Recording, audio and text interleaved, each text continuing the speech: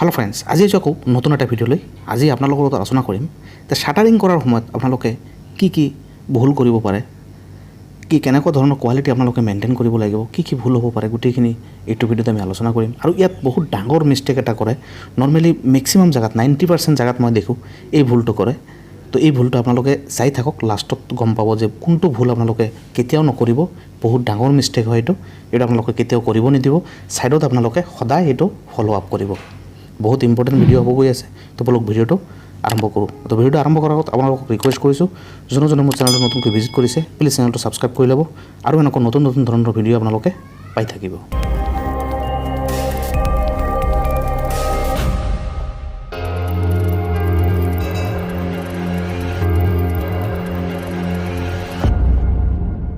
চাওক, প্ৰথমতে শাটাৰিং কি হয় এই বস্তুটো আপোনালোকে বুজি লওক।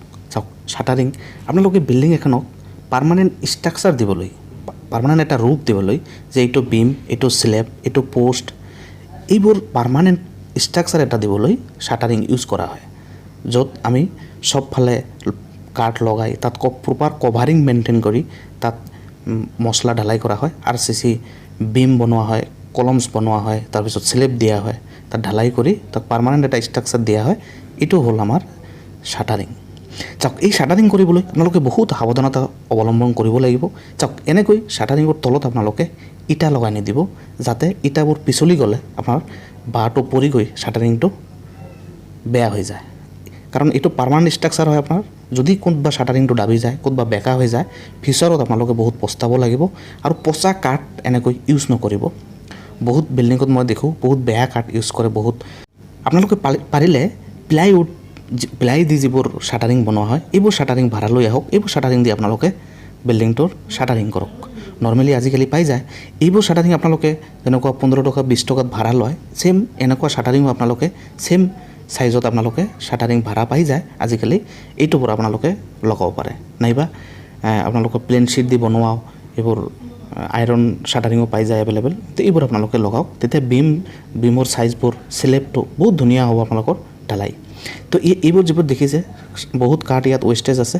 তো ইয়াৰ ওপৰত আকৌ প্লেন শ্বীট লগোৱা হ'ব। সেইকাৰণে এইটো এটা জাষ্ট এইটো আপোনাৰ ছাপৰ্ট দিয়াৰ কাৰণে তলত এইবোৰ দিয়া হৈছে। তাৰপিছত আপোনালোকে মন কৰিব লাগিব, এনেকৈ যদি আপোনালোকৰ পোষ্ট ওলাই থাকে, এটা জেগাত আপোনালোকে জইন নেপেলাব। এনেকৈ পোষ্টৰ ৰডকেইটা আপোনালোকে এটা জেগাত জইন নপেলাব। কিছুমান ৰড তলত জইন দিব, কিছুমান ৰড ওপৰত জইন দিব। এইটো আপোনালোকে বহুত ভুল কৰে, এইটো আপোনালোকে নকৰিব ভুলটো। তাৰপিছত বিমৰ চাইজবোৰ আপোনালোকে স্লেব লৈ চাইজ নে স্লেবৰ তলত চাইজ, বহুতে সোধে স্লেবৰ তলত কিমান ওলাই থাকিব, ওপৰত কিমান যাব। তো সেইকাৰণে স্লেবৰ চাইজটো আপোনালোকে ফিক্স কৰি ল'ব। তাৰপিছত শাটাৰিঙৰ চাইজটো আপোনালোকে দিব। নহ'লে কিছুমান জেগাত হয় কি শাটাৰিঙৰ ডেপটো বেছি হৈ যায়, তাৰপিছত বিমৰ চাইজটো নিজে বাঢ়ি যায়। তাক বিমৰ চাইজটো বঢ়াব লাগে। আগত যিবোৰ বিমৰ কাৰণে ৰিং বনাই থৈ দিয়ে, এইবোৰ চব ৰিং ৱেষ্টেজ হৈ যায়, বৰবাদ হৈ যায় চব ৰিং। সেইকাৰণে আপোনালোকে আগত বিমৰ চাইজটো ক্লিয়াৰ কৰি ল'ব, তাৰ মেজাৰমেণ্টটো প্ৰপাৰ দি ল'ব। তাৰপিছতে আপোনালোকে শাটাৰিং কৰক। এতিয়া আহিম আপোনালোকৰ মেইন প্ৰব্লেম, যিটো ভুল আপোনালোকে কৰে। এই ভুলটোত আপোনালোকক মই দেখাই দিম। এইটো 90% জেগাত ভুল হয়। এইটো ভুল আপোনালোকে কেতিয়াও নকৰিব। চাওক, বহুত মাইণ্ড দি বস্তুটো বুজিব, তেতিয়াহে আপোনালোকৰ বস্তুটো মনত থাকিব আৰু ফিউচাৰত কেতিয়াও প্ৰব্লেম নহয়। চাওক, এইটো এটা পোষ্ট দেখিছে, এইটো বিম, ইফালৰ পৰা বিম আহিছে আৰু ইফালৰ পৰাও বিম গৈছে। দুটা বিম গৈ এটা পোষ্টৰ ওপৰত জইন হৈছে। আৰু পোষ্টটো দেখিছে কি, পোষ্টটো গোটেই শাটাৰিং লেভেললৈকে ঢাল কৰা আছে। এইটোৱে হ'ল মেইন ডাঙৰ ভুল। ইয়াত কোনো কেপ ৰখা নাই। ওপৰত বিম বান্ধিব, ওপৰত চিধা বেণ্ড কৰি পোষ্টৰ ভিতৰত এইখিনিলৈকে সোমাই যাব লাগিব, পোষ্টৰ আধালৈকে সোমাই যাব লাগিব। আৰু তলৰ ৰডটো ওপৰ ফালে বেণ্ড হৈ বিমেৰ মাজে পোষ্টত কলমছত এইটো যাব লাগিব। তো এইটো হ'ল মেইন ভুল। আপোনালোকে 90% জেগাত এই ভুলটো কৰে, মিস্ত্ৰীয়ে ভুল কৰে। এইটো আপোনালোকে চাব, কেতিয়াও যাতে বিমৰ লেভেললৈকে স্লেব বিম যিটো আছে এইটো লেভেললৈকে যাতে ঢালাই কৰি নিদিয়ে। শাটাৰিংটো চাওক আপোনালোকে, গোটেই বিমৰ পোষ্টৰ মাথালৈকে কেপ, কোনো ধৰণৰ কেপ নাই। ইয়াত পোষ্টটো চবফালে দেখিছে আপোনালোকে ব্লক কৰিছে। ইয়াত তাৰমানে অকল পোষ্ট লেভেললৈকে তাত বেণ্ডটো আহিব। এইটো ডেভেলপমেণ্ট লেন্থ যিটো থাকিব, এইটো একো নাই ইয়াত। সেইকাৰণে এইটো ভুল আপোনালোকে নকৰিব। তাক প্ৰপাৰ পোষ্ট বিম আৰু কলমছৰ জাংচন যিটো, এই জাংচনটো প্ৰপাৰলি পাব দিব। তেতিয়াহে আপোনাৰ ষ্ট্ৰেছ হওক, যি হওক, আৰ্থকুৱেক হওক, ভূমিকম্পত যিমান যি প্ৰব্লেম আছে এইটো তেতিয়া ক্ৰেক নহয়, নহ'লে আপোনালোকৰ ফিউচাৰত বহুত দিগদাৰ হ'ব। এইটো আপোনালোকে ভালকৈ মনত ৰাখিব। মই বাৰ কৈ আছোঁ বস্তুটো, বহুত জেগাত ভুল কৰে। এনেকৈ আপোনালোকে কৰ্নাৰৰ পষ্টখিনি এনেকৈ আপোনালোকে ঢালাই কৰিব নিদিব। যদি পষ্টটো 5 ফিট 6 ফিট ইফালে ওলাই যায় তেতিয়া ব্লেক কথা, কিন্তু আপোনাৰ মেক্সিমাম জেগাত যিটো কৰ্নাৰত যিটো পষ্ট থাকে তাত সোমাই যাব লাগে পষ্টৰ ভিতৰত, আৰু চেণ্টাৰত যিবোৰ থাকে এইবোৰতো ওপৰে গুচি যায়, তেতিয়া আপোনালোকে বিমৰ লেভেললৈকে দিব পাৰে। কিন্তু কৰ্নাৰৰ পষ্টখিনি এনেকৈ পষ্টৰ ভিতৰত আপোনালোকৰ সোমাই যাব লাগিব। ৰডটো ওপৰৰ ৰডটো তলফালে আৰু তলৰ ৰডটো ওপৰফালে যাব লাগিব। এইটো আপোনালোকে ভুল নকৰিব কেতিয়াও। চাওক, আজি মই কেইটামান কথা আপোনালোকক কৈ দিওঁ, তো আপোনালোকৰ হয়তো বেয়াও লাগিব পাৰে, কিন্তু কথাবোৰ সঁচা। আপোনালোকে যেতিয়া ঘৰ বনায়, প্লেনিং কৰে, তেতিয়া বহুত স্পীডত কামখিনি কৰিব বিচাৰে, যে ৰড আনো, মিস্ত্ৰী এটা মাতো, লগালগ কাম ষ্টাৰ্ট কৰি দিওঁ। না কোনো প্লেনিং থাকে, না কোনো কলমছৰ চাইজ থাকে, না কোনো বিমৰ চাইজ থাকে, না প্ৰপাৰলি ষ্ট্ৰাকচাৰেল ডিজাইন থাকে। আপোনালোকে যেতিয়া ফাৰ্ষ্ট ফ্ল'ৰ হৈ গ'ল, কাম যেতিয়া হৈ গ'ল, তাৰপিছত যেতিয়া ৰুম বনাব বিচাৰে, দেখি যে আপোনালোকৰ ৰুমবোৰ প্লেচ মতে নহয়, ৰুমৰ চাইজবোৰ নিমিলে, কিচেন ক'ত দিম, বেডৰুম ক'ত দিম, টয়লেট ব্লক ক'ত বহাওঁ, কোনো প্লেনিং নাথাকে।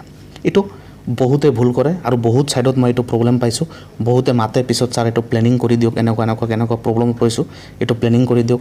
বিমৰ চাইজবোৰ পিছত গৈ দেখোঁ ৰড ঠিক নাই, 10 mm ৰড ইউজ কৰে, 12 mm ৰড ইউজ কৰে। কেতিয়াবা দেখোঁ ইমান ডাঙৰ span, 17 foot 12 foot 15 foot span থাকে, তাত 10 mm ৰড লগাই দিয়ে। তো এইবোৰ কিছুমান ভুল আপোনালোকে নকৰিব। ডাইৰেক্ট মিস্ত্ৰীৰ কথা শুনি আপোনালোকে ডাইৰেক্টলি কাম নকৰিব। তো আপোনালোকে সাৱধান হ'ব হ'ল। আজিকালি বহুত ভূমিকম্প হ'ব ধৰিছে, সেইকাৰণে আপোনালোকে বহুত সাৱধান হ'ব হ'ল।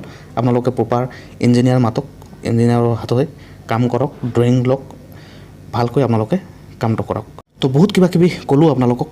আশা কৰিছোঁ আপোনালোকৰ বহুত উপকৃত হ'ব, আপোনালোকৰ যাতে হেল্প হয়, সেইকাৰণে মই ভিডিঅ'বোৰ বনাই থাকোঁ, যে চবেই শিকক বস্তুবোৰ, চবৰে নলেজত থাকক, যাতে ঘৰৰ কাম কৰোঁতে কাৰো প্ৰব্লেম নহয়। মছলা কেনেকৈ দিব লাগে, মছলা কেনেকৈ ইউজ কৰিব লাগে, ৰড কেনেকৈ প্লেচ কৰিব লাগে, ৰড ক'ত জইন দিব লাগে, কভাৰিং কিমান দিব লাগে।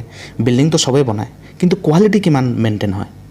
আপোনালোকৰ চাওক, এনেই চিমেণ্টৰ ৰিয়েকশ্যন আপোনালোকে বহুত দিনলৈকে থাকিব, বিল্ডিংটো ইমান সোনকালে আপোনালোকক ৰিয়েকশ্যন নিদিয়ে যে ক'তবা ক্ৰেক হ'ল, ক'তবা কি হ'ল। আফটাৰ 30 years 20 years তাৰপিছতহে আপোনালোকে ৰিয়েকশ্যনটো পাব, যে বিল্ডিং এখন বনাই আপোনালোকে মিনিমামটো 80 years 90 yearsৰ কাৰণে আপোনালোকৰ ফিউচাৰৰ কথা ভাবি, ল'ৰা ছোৱালীৰ কথা ভাবি আপোনালোকে বিল্ডিংটো বনায়। কিন্তু উইদিন 10 years 15 yearsৰ ভিতৰত আপোনালোকৰ ডেমেজ হৈ যায়, তাৰপিছত আকৌ ভাঙিব লগা হৈ যায়। তো সেইকাৰণে আপোনালোকক এডভাইচ দিছোঁ, আপোনালোকে এনেকুৱা ভুল নকৰিব, ভালকৈ কামখিনি কৰক, যাতে বিল্ডিংটো লাষ্টিং কৰে, মছলাখিনি ভালকৈ দিয়ক, যাতে লাষ্টিং কৰে। তো আশা কৰিছোঁ ভিডিঅ'টো আপোনালোকৰ উপকৃত হ'ব, আৰু যদি ভিডিঅ'টো ভাল লাগিছে প্লিজ লাইক কমেণ্টছ আৰু শ্বেয়াৰ কৰিব। Thank you so' much.